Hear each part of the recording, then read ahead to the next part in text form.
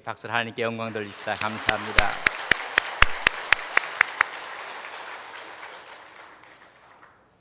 이스라엘 백성들을 출애굽시킨 하나님께서 25장부터 40장까지 성막에 대한 내용을 16장에 걸쳐서 말씀해 주고 있습니다. 십계명을 받는 것도 한 장이면 좋겠고 6월절의 역사도 한 장이면 좋겠습니다. 그러나 성막에 대한 이야기는 16장을 할애하면서 기록해 놓고 있습니다. 성막에 대한 목적이 무엇일까? 각종 제사를 통해서 택한 백성과 하나님과 교제하고 싶다는 것입니다. 하나님은 우리와 교제하기를 배고파하시고 있고 우리와 만나기를 소망하고 있다는 것입니다. 하나님의 임재의 상징이 성막입니다. 임마누엘, 하나님이 우리와 함께 계시다는 말씀입니다. 바로 이 성막은 예수 그리스도를 예표하고도 있습니다. 그렇기 때문에 성막 제도의 부분이 우리를 구원하시는 예수님의 사역의 부분을 정확하게 예표하고 있다는 말씀입니다. 성막은 사람이 고안한 것도 설계한 것도 아닙니다. 하나님께서 직접 설계하셨고 모세에게 계시해 주었던 제도가 구조가 성막입니다. 성막은 하나님의 뜻대로 세워져야 되며 그의 성막의 모든 부분은 하나님의 의도대로 이루어져야 되는 것을 말씀해 주고 있습니다. 성막은 크게 세 구분으로 나누어질 수가 있습니다. 성막에 뜰이 있고 성소가 있고 지성소가 있습니다. 오늘 여러분들이 머릿속에 그림을 그려가면서 오늘 설교를 들으면 참 좋을 것 같습니다. 동쪽에 문이 있습니다. 들어가면 뜰이 있고 안쪽에 성소가 있고 제일 안쪽에 지성소가 있습니다. 이 성막의 뜰은 일반 평민 누구나 언제라도 접근할 수가 있는 곳이 뜰입니다. 성소는 제사장만이 갈 수가 있습니다. 그 안에 지성소는 대제사장이 오직 1년에 한 번만 속죄의 피를 가지고 들어갈 수가 있습니다. 이날이 7월 10일 대속죄일을 말합니다. 하나님께서 이스라엘 백성들을 출애굽시키기 전날 밤 6월절 어린 양을 잡으라고 했습니다. 그날을 첫 해 1월 14일, 첫 번째 달 14일 저녁이었습니다. 출애굽기 12장 6절에 보면 1월 14일 날 양을 잡습니다. 출애굽기 12장 51절에 보면 그 다음 날 15일 날 출애굽을 합니다. 한 달이 지난 후에 그들은 신광야에서 처음으로 만나를 경험하게 됩니다. 출애굽기 16장 1절의 말씀입니다. 그들이 애굽을 떠난 지 만 3개월 만에 시내산에 도착했다고 출애굽기 19장 1절에 말씀해 주고 있습니다. 석 달 만에 시내산에 도착해서 모세는 하나님을 만나러 시내산 정상으로 올라가고 십계명과 성막에 대한 여러분 그 설계도를 받게 됩니다. 이 시내산 밑에서 8개월 보름 동안 머무르게 됩니다. 오늘 말씀해 보면 1월 첫째 달 초하루라 그렇게 말씀해 주고 있습니다. 여러분, 둘째 해 첫째 달 1일 날 성막이 완공이 되는 것을 40장 1절과 17절에 말씀해 주고 있습니다. 둘째 해 1월 14일 날 두 번째 6월절을 지켰다고 민수기 9장 1절과 2절에 말씀해 주고 있습니다. 그렇다면 이제는 두 번째 6월절을 지킨 후에 시내산을 출발한 것이 언젠가 첫째 해 4월 15일 날 시내산에 도착했다가 그 다음에 2월 20일 날 시내산을 출발하는 것입니다. 민수기 10장 11절과 12절에 말씀해 주고 있습니다. 여러분, 그동안 그들이 시내산 밑에 있었을 때 가장 중요했던 것이 성막을 짓는 것입니다. 성막의 구조를 말씀을 드릴 때 여러분 머릿속으로 여러분도 한번 성막을 짓기를 바랍니다. 성막의 가로의 길이가 100규빗입니다. 한 규빗은 손끝에서 팔꿈치까지의 거리를 한 규빗이라 해서 100규빗은 45.6m가 됩니다. 세로는 그의 절반 50규빗입니다. 22.8m가 됩니다.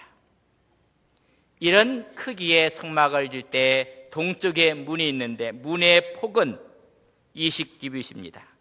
9.12m가 됩니다. 자, 이렇게 직사각형의 성막을 만드는데 문을 통해서 들어가면 그 뜰에 있는 것이 두 가지 기구가 있습니다. 번제단, 오늘 말씀에 보면 놋제단이 있습니다.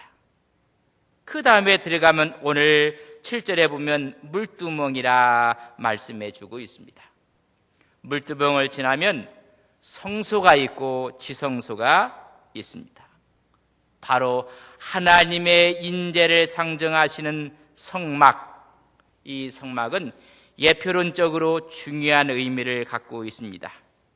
타이폴라지컬이라고 이야기를 합니다. 모형론, 하나님의 임재의 상징, 하나님과의 관계 회복을 위해서 보여준 성막, 이 성막의 모습을 보고 이제는 성막의 구조적 의미를 함께 보면서 우리의 신앙을 점검해 보며 우리가 하나님 앞에 어느 정도의 우리의 믿음과 신앙을 갖고 살아가고 있는지를 오늘 우리 자신을 되돌아본 시간이 됐으면 좋겠습니다. 첫째는 동쪽에 있는 문입니다. 이 문은 구원의 문입니다. 우리 주님께서 말씀하시길 요한복음 10장 7절에 보면 나는 양의 문이니라. 예수님 자신이 문이라고 했습니다. 그 문을 통하지 아니하고는 이 성막에 들어갈 수가 없습니다. 요한복음 10장 9절에 보면 내가 문이니 누구든지 나로 말미암아 들어가면 구원을 받고 또는 들어가며 나오며 꼴을 얻으리라. 하나님을 만날 수 있는 유일한 길은 이 문 외에는 다른 문이 없습니다. 이 구원의 문이요, 하나님을 만나는 이 문입니다. 우리의 구원은 예수 외에 다른 문이 없음을 우리는 믿습니다. 구원을 다른 이름을 우리에게 주신 적이 없습니다. 오직 주님만이 우리의 문이 되십니다. 구원의 문을 통과하면 두 번째에 있는 뜰이, 첫 번째 뜰이 나옵니다. 뜰에서 하는 것은 비우는 것입니다. 여러분 예수님을 만났습니까? 구원의 문으로 들어오셨습니까? 이제는 비우는 것입니다. 그 비우는 것 중에 첫 번째가 번제단, 놋제단이 있습니다. 거기에서는 우리의 죄를 비우어야 됩니다. 죄를 버려야 됩니다. 버릴 수 있는 방법은 내 대신 짐승이 죽어야 됩니다. 내 죄의 값을 받고 양이 죽어야 하는 것입니다. 놋제단, 번제단은 양이 죽는 것입니다. 요한복음 1장 29절에 보면 세례 요한이 예수님을 향해서 그를 가리키며 말하기를 보라, 세상 죄를 지고 가는 하나님의 어린 양이로다. 우리 주님이 세상의 모든 죄를, 나와 너와 우리의 모든 죄를 지고 가는 하나님의 어린 양이라고 말씀해 주고 있습니다. 번제단은 죽는 곳입니다. 양이 죽고 양이 되신 예수님이 죽음으로 우리는 구원을 얻게 되며 속죄의 보혈의 능력을 얻게 되는 것입니다. 히브리서 9장 22절에 보면 모든 물건이 피로써 정결하게 되나니 피 흘림이 없은즉 사함이 없느니라. 물두멍은 양이 죽고 주님이 죽는 곳입니다. 주님이 죽으신 후 말며 우리는 구원을 얻게 되었습니다. 구원 얻은 사람이 이제 한 걸음 더 나가면 물두멍이 있습니다. 물두멍은 내가 손을 씻는 곳입니다. 우리의 모습을 물로 씻어버리는 것입니다. 번제단에서는 예수님이 십자가에서 못 박혀 죽으심을 상징하고 예표하고 있다면 물두멍에서는 내가 씻는 것입니다. 그것이 세례입니다. 베드로전서 3장 21절에 보면 물은 예수 그리스도께서 부활하심으로 말미암아 이제 너희를 구원하는 편이 곧 세례라.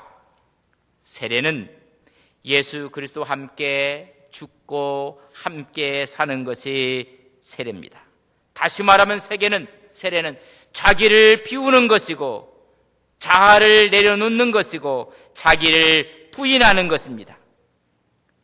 물두멍은 세례를 의미하며 주님 뜻대로 살겠다고 다짐하는 장소입니다.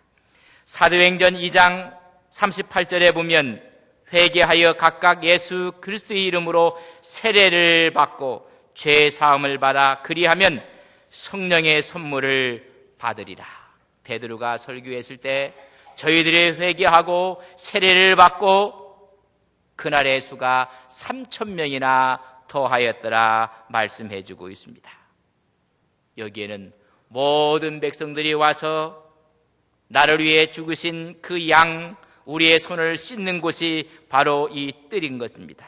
여기에는 기쁨이 있고 감격이 있고 만족이 있습니다. 그러나 여기서 머물러서 되는 것이 아니라 성막의 구주는 그 다음에 성소가 있다고 말씀해 주었습니다. 성소는 제사장들이 들어가는 곳입니다. 이제는 비웠으면 이제는 채우는 것입니다. 하나님으로 채우는 것이 성소입니다. 매일 하나님으로 채우고 하나님으로부터 공급을 받는 곳이 성소입니다. 오늘 주일날 하나님께 예배드리러 왔습니다. 문의로 여러분 들어오셨습니다. 이제 주님이 십자가상에 돌아가시고 우리는 구원받고 우리는 세례를 받았습니다. 그렇다면 이제 공급을 받아야 됩니다. 첫 번째는 성수에는 떡상, 오늘 상이 있다고 4절에 말씀해 주고 있습니다. 여러분, 하나님의 말씀에 공급을 받아야 된다는 것을 말씀해 주고 있습니다. 요한복음 6장 48절에 보면 내가 곧 생명의 떡이라. 51절에 보면 나는 하늘에서 내려온 살아있는 떡이니라. 55절에 보면 내 살은 참된 양식이요 내 피는 참된 음료로다. 이제는 주님의 말씀을 먹는 것입니다. 그분이 친히 우리의 살아있는 떡이 되셔서 주님과 교제하는 것입니다. 여러분, 성소에는 떡상, 하나님의 말씀의 상이 있습니다. 여러분, 말씀을 읽고 말씀을 먹습니까? 말씀 앞에 보면, 오늘 말씀에 보면 등잔대가 있다 말했습니다. 금 등대를 말합니다. 거기에는 빛이 있습니다. 성령의 비추심을 말해주고 있습니다. 성령의 공급입니다. 떡상은 말씀의 공급이라면 금등대는 성령의 공급으로 성령의 비추임이 있습니다. 성령의 인도함을 받는 것입니다. 요한복음 16장 13절에 보면 진리의 성령이 오시면 너희를 진리 가운데 인도하실 것이라고 말씀해 주고 있습니다. 이제는 내 마음대로가 아니라 성령의 인도하심을 따라 살아가는 것입니다. 그 앞쪽에는 향단이 있다고 오늘 5절에 보면 금향단이라고 말씀해 주고 있습니다. 분향단이 있습니다. 이것은 기도입니다. 요한계시록 5장 8절에 보면 24장로들이 향이 가득한 금대접을 가졌으니 이 향은 성도의 기도드리라. 요한계시록 8장 3절과 5절에 보면 천사가 제단 곁에 서서 금향료를 가지고 많은 향을 받았으니 이는 성도의 기도라. 향연인, 향이 올라가는 것이 성도의 기도라고 말씀해 주고 있습니다. 구원의 감격을 가진 사람들은 이제 하나님으로 채워야 되는데 거기에 떡상이 있고 금든대가 있고 향단 우리의 기도가 있고 거기에 우리 예배와 찬양이 있는 것입니다. 하나님 것으로 채워야 됩니다. 채운 사람은 드디어 지성소로 들어가게 되는 것입니다. 지성소는 하나님의 임재요 임마누엘이요 하나님과의 교제를 말씀해 주고 있습니다. 그곳은 1년에 한 번 대제사장들이 들어갑니다. 그곳에 가서는 하나님의 삶을 새롭게 이 땅에 구현하기 위해서 하나님의 스피릿, 하나님의 사상, 하나님의 가치를 갖고 그곳에서 나오는 것입니다. 코람데오 하나님 앞에서. 이 지성소를 우리는 보면 그의 언약궤 안에 세 가지 물품이 있습니다. 증거궤라고 3절에 말씀해 주고 있습니다. 세 가지 원칙으로 살라는 것입니다. 여러분 예수를 믿습니까? 예수를 구주라고 믿고 여러분 그렇게 신앙을 고백하십니까? 그렇다면 공급이 없기 때문에 우리의 삶의 원칙이 없습니다. 오늘 신앙생활하고 하나님께서 원하시는 것이 무엇인가? 이들을 출애굽시켜서 하나님이 원하시는 의도와 뜻이 무엇인가는 지성소를 통해서 바라봐야 하는 것입니다. 우리에게 세 가지 원칙을 말씀해 주고 있습니다. 그러나 사단은 세 가지 원칙을 무시하라고 말합니다. 세 가지 원칙에 반항하라고 이야기를 해주고 있습니다. 문을 통해서 예수님의 십자가의 죽으심을 경험하고 내가 세례를 통해서 내 자신을 내려놓고 이제 성소에 들어가 하나님의 말씀과 성령의 인도하심과 기도로 통해서 지성소를 바라보면 세 가지 원칙으로 살라는 것입니다. 저는 오늘 우리 안동 서북에 온 성도님들이 이런 지성소의 세 가지 원칙으로 살아가는 믿음의 종들이 되시기를 간절히 바랍니다. 첫째는 만나 땅지입니다. 감추어진 만나 땅지. 광야 40년 동안 그들은 밭을 갈지 않고 논을 갈지 않고 어떤 것도 하지 않았는데 하나님께서 그들에게 공급해 주셨습니다. 바로 이 말씀은 우리의 공급원은 하나님이라는 원칙으로 살라는 것입니다. 오늘 이 지성소 속의 삶의 원칙은 내 힘으로 사는 것이 아니라 사람의 도움으로 사는 것이 아니라 전적인 하나님의 도움으로 살겠다는 신앙의 원칙입니다. 많은 분들은 내가 똑똑해서 내가 잘나서 내가 가진 것이 많아서 아닙니다. 하나님이 한번 불면 다 없어지고 맙니다. 오로지 하나님이 공급하시는 힘으로 산다는 원칙을 갖고 살라는 것입니다. 사단은 우리 힘으로 살라고 이야기를 합니다. 여러분들 정말로 하나님이 전적으로 공급해 주시는 그 힘으로 산다고 고백하십니까? 세상은 이걸 거부하게 만듭니다. 네가 열심히 일을 해야 되고 주일도 열심히 일을 해야 된다고 이야기를 해주고 있습니다. 그러나 원칙은 하나님이 공급하시는 힘으로 삽니다. 먼저 그의 나라와 그의 의를 구하며 살아갈 때 공급하시는 분이 이방인들이 구하는 것 같이 더해 주시겠다는 이 원칙을 갖는 것입니다. 여러분들이 우리의 모든 공급원은 하나님이라는 사실을 기억하며 사시는 우리 모두가 되시기를 간절히 바랍니다. 두 번째는 아론의 쌍난 지팡이가 있습니다. 이것은 하나님이 세우신 영적 권위에 복종하며 살겠다는 것입니다. 하나님은 하나님의 일을 하실 때 하나님이 직접 하시는 법이 없습니다. 하나님의 구속사를 이루실 때는 하나님은 사람을 세우셔서 일을 하십니다. 하나님이 세운 자를 통해서 하나님의 일을 하시는 것입니다. 그렇기 때문에 하나님이 세운 자에 대한 권위에 대해서 순종하는 것입니다. 사람에게 순종할 수 없는 사람은 하나님의 구속사에 쓰임을 받을 수가 없습니다. 영적인 권위 앞에 도전한 일들이 성경에는 여러 군데가 나옵니다. 민수기 16장에 보면 고라 자손이 영적인 권위에 도전을 합니다. 하나님께서 땅에 갈라져서 250명이 한 번에 죽고 맙니다.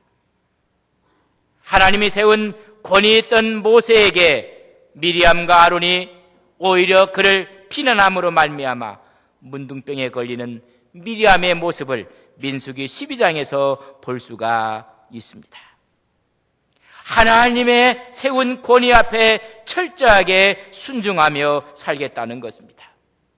자녀는 부모에게 순종해야 됩니다. 학교에서는 학생들이 교사에게, 선생님에게 그 권위를 인정하고 순종해야만 하는 것입니다. 우리 모두는 권위에 도전하라고 부추기고 있습니다. 사울은 권위에 도전하다가 그의 왕권을 잃어버리고 맙니다. 다윗은 마지막까지 하나님이 세운 잘못된 왕 사울이었지만은 거기에 순응하고 순종하고 복종합니다. 하나님이 다윗을 세워서 그의 왕권을 견고하게 하시는 것입니다. 하나님의 구속사의 질서를 따라 영적 질서에 순종하는 것이 오늘 하나님께서 말씀하는 지성수의 두 번째의 원칙인 것입니다. 그렇기 때문에 나의 목자가 필요하고 나의 스승이 필요하고 우리의 부모가 필요한 것입니다. 세 번째는 돌비를 그곳에 놓으라고 했습니다. 여러분, 하나님께 받은 돌판을 그곳에 놓았습니다. 삶의 원칙을 말씀해 주고 있습니다. 두 가지의 사역의 원칙입니다. 하나는 하나님의 사랑이고 이웃 사랑인 것입니다. 우리는 사랑하기 위해서 섬기는 것이고 사람을 존대하고 소중하게 위해서 사역을 감당하는 것입니다. 그러나 많은 사람들은 이 원칙을 어기고 사람을 존대하고 사람을 소중하게 여기는 것이 아니라 정죄하고 심판하고 오히려 죽이기까지 하는 것입니다. 이것은 큰 잘못인 것입니다. 마태복음 22장 34절 이에 보면 한 율법사가 예수님께 이렇게 질문을 합니다. 선생님, 어느 계명이 크니까? 예수님께서 말씀합니다. 내 마음을 다하고 목숨을 다하고 뜻을 다하여 주 너희 하나님을 사랑하라. 이것이 첫째 되는 계명이요. 둘째는 내 이웃을 내 자신과 같이 사랑하라. 내 이웃이라는 의미를 누가복음 10장 29절에 보면 예수님께 율법사가 묻습니다. 선생님, 내 이웃이 누구십니까? 내 이웃을 누구입니까? 라고 묻습니다. 레위인이 지나가고 제사장이 지나가고 선한 사마리아인이 지나갔을 때 강도 만난 사람을 도와준 그 사람이 바로 사랑을 실천했고 그의 이웃은 강도 만난 사람이라는 것입니다. 오늘 나의 도움을 필요로 하는 사람, 그 사람을 섬기고 존대하는 것이 하나님의 삶의 원칙이라는 것입니다. 우리는 가능성이 있는 사람을 소중하게 생각하지 않습니다. 오히려 존대하지 않습니다. 삶의 원칙을 잃어버리는 것입니다.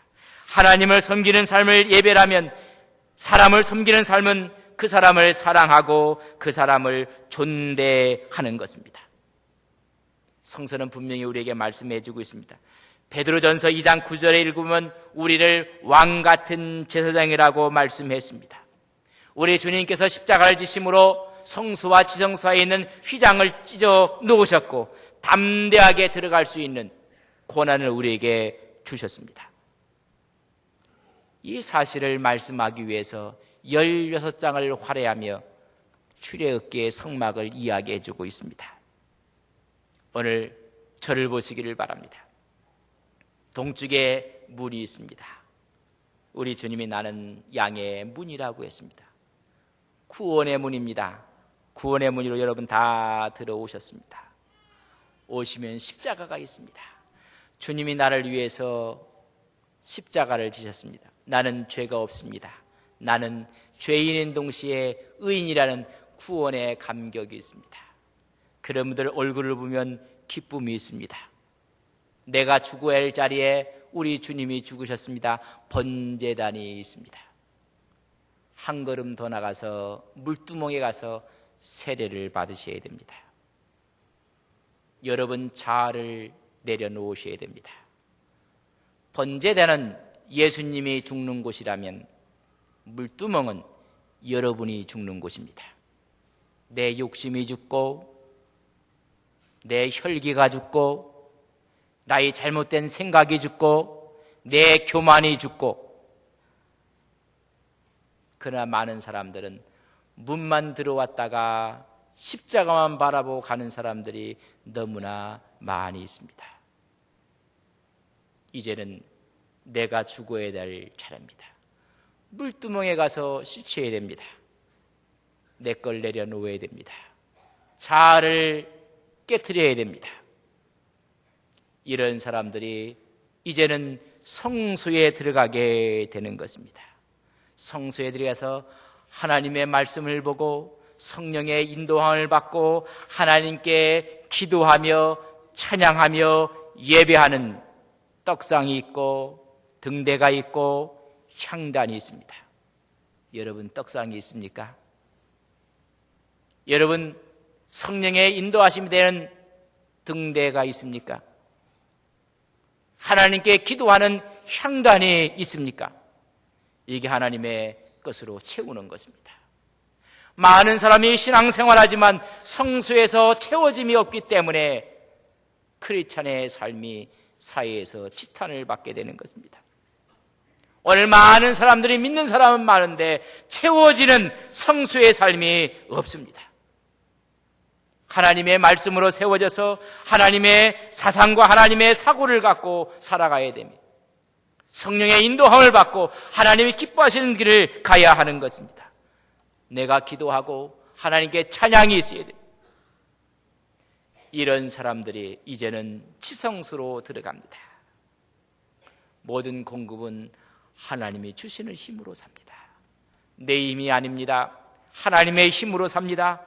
세우신 영적 질서 앞에 순종하며 복종하며 삽니다. 이제는 하나님의 삶의 원칙을 갖고 하나님을 사랑하고 이웃을 사랑하고 하나님께 예배하고 이웃을 존대하며 살아갑니다. 베드로전서 2장 9절에서 너희는 왕같은 제사장이라. 하나님이 우리를 왕같은 제사장으로 삼아주셨는데 전부 다 문만 왔다가 가르치는 분들이 많습니다. 오늘 옆 사람한테 여쭤보세요. 오늘 어디까지 들어가셨다 가시렵니까? 문에까지만 왔다 가시겠습니까? 거기만 가도 구원의 기쁨이 있습니다. 여러분, 번제단 주님이 죽으신 십자가 골고다의 은혜를 경험하고 우리는 하나님 앞에 의인입니다. 감사합니다. 이제는 가서 여러분들이 죽어야 될 물두멍을 지나야 됩니다. 세례입니다. 세례는 함께 죽고 살아나는 것이 물두멍 세례입니다. 세례를 경험한 사람들이 이제는 성수에 들어가서 하나님의 것으로 채워야 됩니다. 버렸으면 하나님 것으로 무장을 하고 채워야 하는 것입니다. 채운 사람들이 이제는 하나님의 원칙을 갖고 살아가야 하는 것입니다. 오늘 신앙인들이 하나님의 원칙이 없습니다. 주일도 열심히 일해야 된다고 생각하고 아닙니다. 하나님이 주시는 힘으로 삽니다. 하나님이 세우신 영적 질서에 순종하며 삽니다.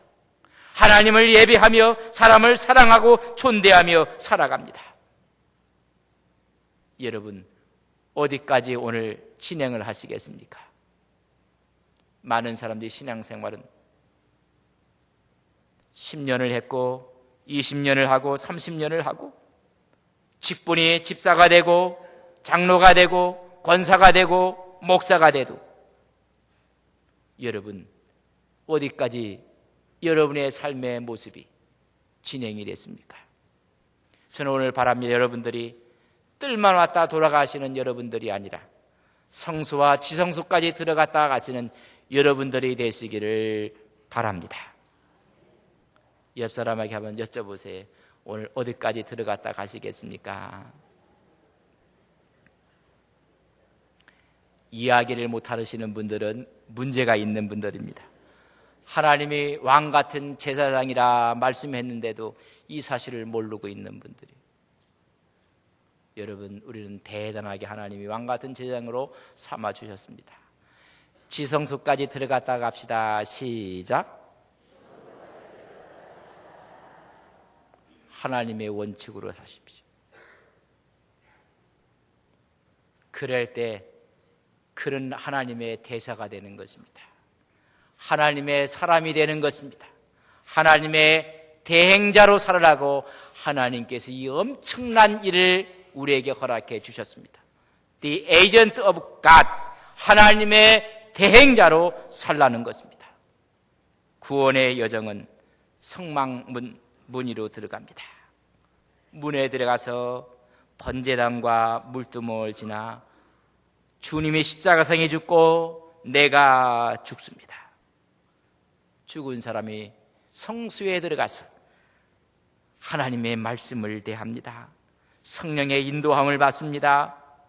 우리의 기도가 하나님께 올려집니다. 그런 사람이 벗게 하는 세 가지 원칙을 갖고 이 세상을 살아가는 것입니다. 오직 하나님만 바라보고 삽니다. 나의 모든 공급원이 하나님이십니다. 나는 영적인 질서 앞에 순종하며 하나님을 사랑하고 이웃을 사랑하고 사람을 사랑합니다. 이런 모습으로 살아가시는 우리 안동 서북의 온 성도님들이 되시기를 주님의 이름으로 간절히 바랍니다. 하나님, 출애굽기를 통해서 하나님이 하시고자 하시는 말씀이 무엇입니까? 16장이나 화려하며 이 성막에 대해서 말씀하시는 그의 의미가 무엇입니까? 하나님, 우리를 하여금 문을 통해 번제단과 물두멍과 성수와 지성수를 통해 왕같은 제사장으로 세우시기 위해 우리에게 성막을 모형으로 예표로 주셨습니다. 우리는 그저 구원의 문만 왔다가 가는 우리의 신앙은 아닙니까? 우리는 번제단 앞에 주님의 십자가 사건만 묵상하고 돌아가는 우리의 믿음은 아닙니까? 이제 물두멍에서 우리의 자아가, 교만이, 아집이 죽는 물두멍을 경험하게 하옵소서. 바로 이런 경험한 사람들이 하나님의 말씀으로 채워지고 공급받게 해주셔서 하나님이 원하는 삶의 원칙으로 살아가는 믿음의 종들이 되게 하옵소서. 너희는 그리스도의 대사요, 그리스도의 편지요, 그리스도의 향기며 왕같은 제사장을 하고 말씀해 주고 있습니다. 하나님, 우리는 너무나 얕은 곳에 있다가 뜰에만 있다가 돌아갔습니다. 이제는 물두멍에서 우리의 것을 내려놓습니다. 우리의 것을 씻습니다. 성수에 들어가 하나님의 말씀과 성령의 인도하심과 기도 속에 하나님 것으로 채우게 해주셔서 하나님이 원하는 삶의 원칙으로 살게 하옵소서. 예수님의 이름으로 기도 올리옵나이다. 아멘.